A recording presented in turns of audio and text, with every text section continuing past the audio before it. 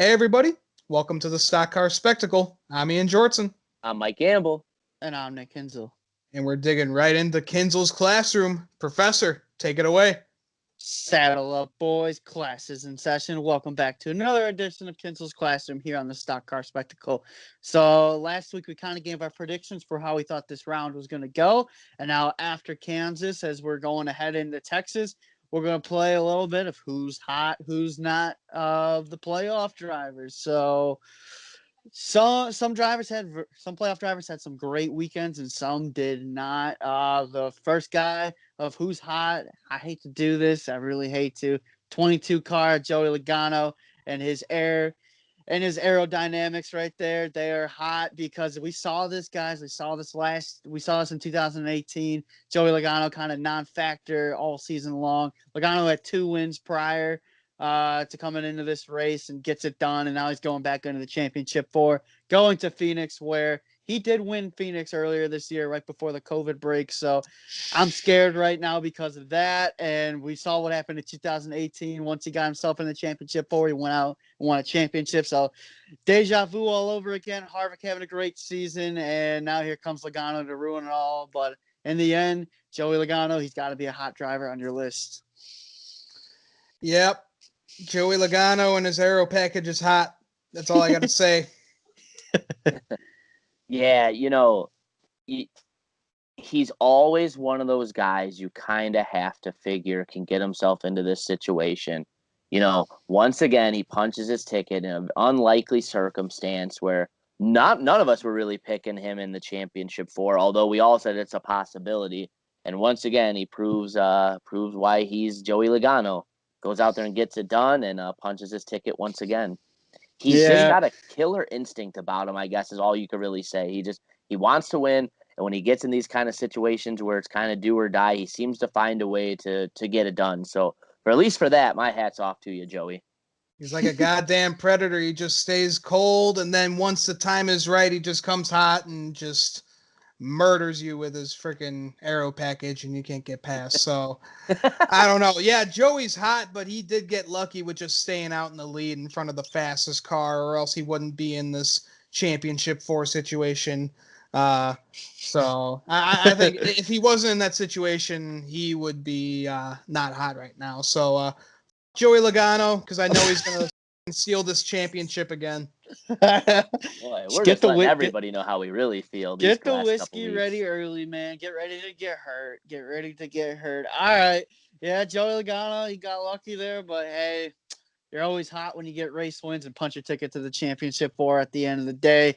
Second driver I want to talk about who I think is hot right now. Now, while he might be 27 points below the cut line, I want to talk about the 88 car of Alex Bowman, because Alex Bowman came away third in this race.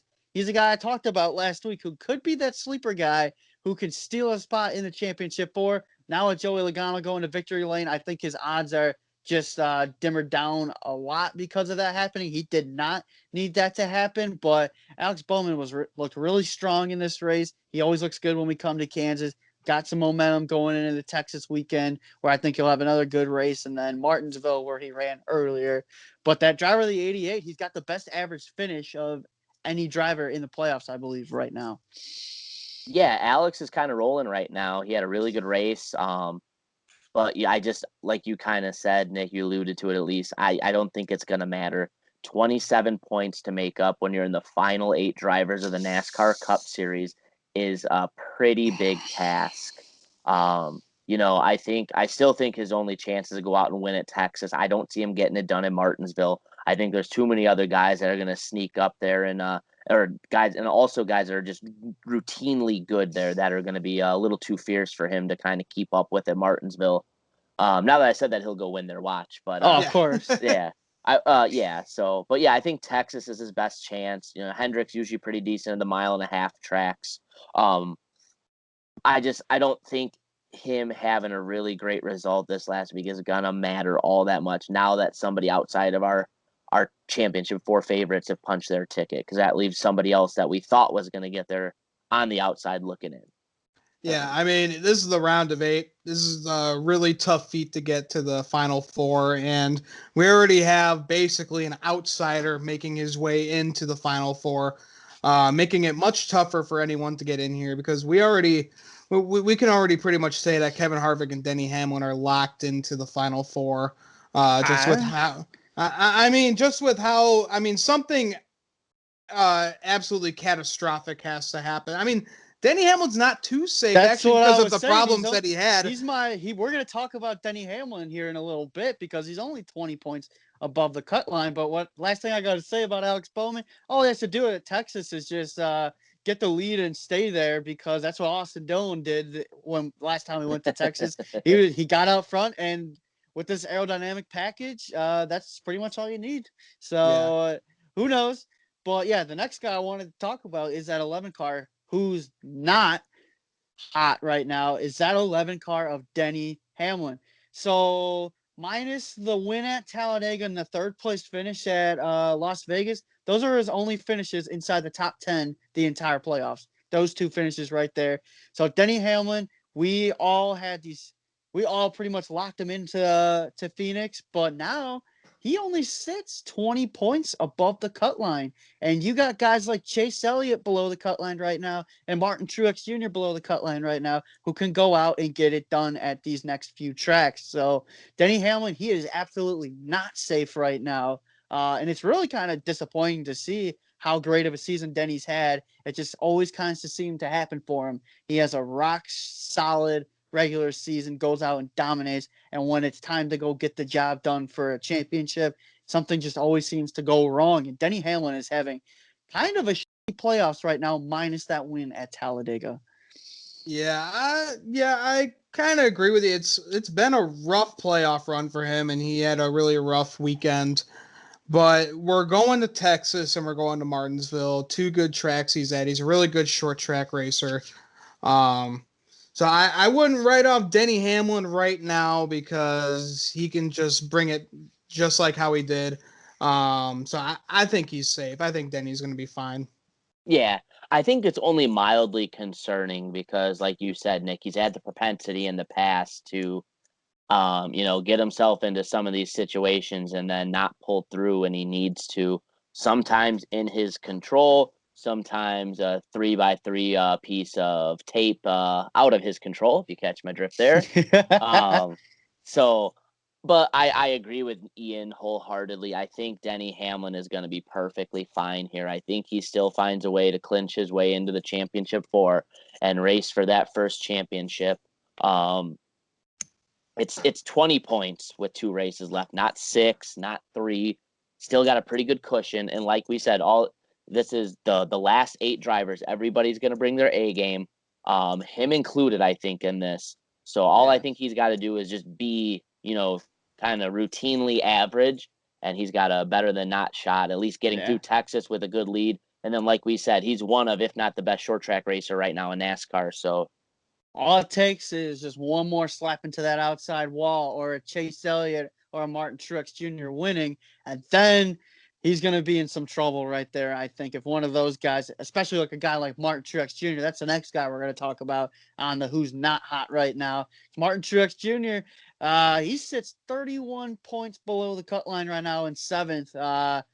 I'm a little bit worried about this 19 car. I thought that Kansas was going to be his shot to go out and get a win. We are going to Texas, another 1.5-mile racetrack, but the race winning speed for the 19, it's just been kind of missing. I know he's got all those second place finishes, but I think it's good. I don't know if it's going to take a win necessarily to get him in, but he is in a deep hole right now, sitting 31 points below. But we are going to Martinsville in a couple of weeks where he did just win back in May, but I wouldn't say it's completely panic time for Martin Truex right now, but he has got to step it up here.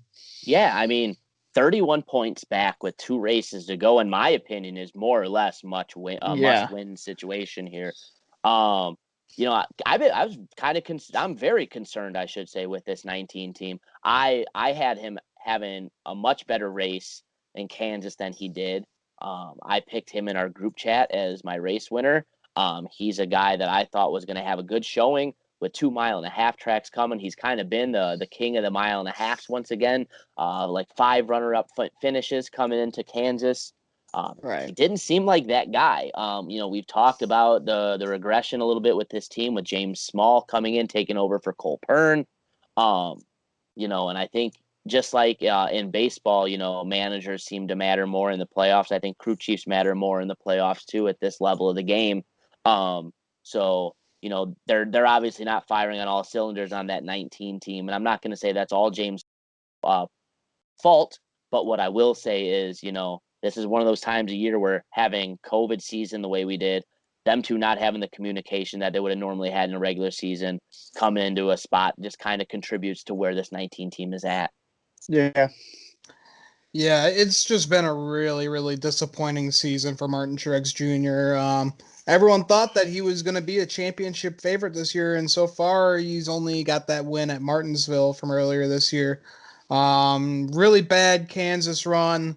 Not where you want to be if you're running not into horrible. the well. I mean, he still not where you finished want top to. 10, but it's go time now, being 31 points out. We know Martin Truex Jr. as Mr. Mile and a Half, and he can usually turn it up around this time. And we are going to Martinsville. He can really turn it on there and get the win there, but I don't see him making his way into the Final Four. Yeah. With the kind of competition that we have. I agree. I get what you're saying. I kind of agree too. I was at least expecting, not to put words in your mouth, but I was expecting Martin Truex to be, leading laps, being a guy that is tough to pass here once he gets a lead, arrow or no arrow. Just expected him to be kind of, Martin Truex here. And he didn't have a terrible run, but he didn't have the, hey, this guy could be a championship contender after all kind of run either. So got a couple more opportunities for it, but still not looking good for MTJ. I just don't think, because even if he does get in, I really do think it's going to take a win to win the championship. It's how it's always gone. I just don't have confidence in the 19 team going into, if he makes it into Phoenix, that they can go out and win that thing.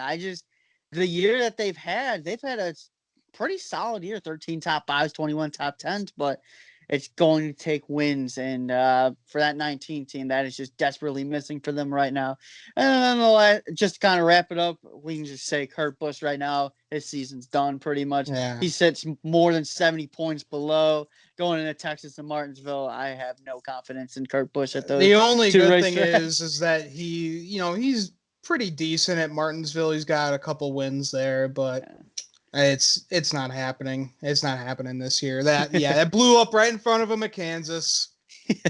Hey, who knows? Never say never. Good thing with a track like Martinsville, it is the almighty equalizer when it comes to equipment in a lot of ways. As you'll see at super speedway races, you'll get some guys and some mid-pack teams over jumping in the top 15 and top 10 that you typically would not see in those situations. So I don't think it's inconceivable to say Kurt Busch, has a really nice run at Martinsville and puts himself in a position. And once again, we saw how Austin Dillon got it done at Kansas, or at Texas, I should say, last time out. So they can find a way to put that one car in a good spot here with a couple laps to go, a la Richard Childress Racing. Who knows, man? Anything's possible. That's the story of these playoffs, so I think that's a good place to leave off here. So if you guys don't have anything else to say, class dismissed. Big week next week for us, as we're going to dive in on kind of who's left and who's going to get in. And then in 2 weeks' time, that's going to be the fun show. I got something special planned 2 weeks from now for a Championship 4 show, so that'll be a good one. Yeah, I just want to end on one little note to add.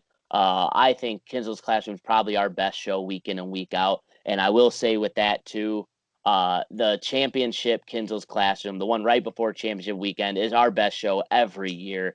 If you guys watch this show and you like what we do in the Kinzel's Classroom, do not miss that one. That's my favorite one. It's I think the most fun to make, most fun show to watch back. Don't miss it.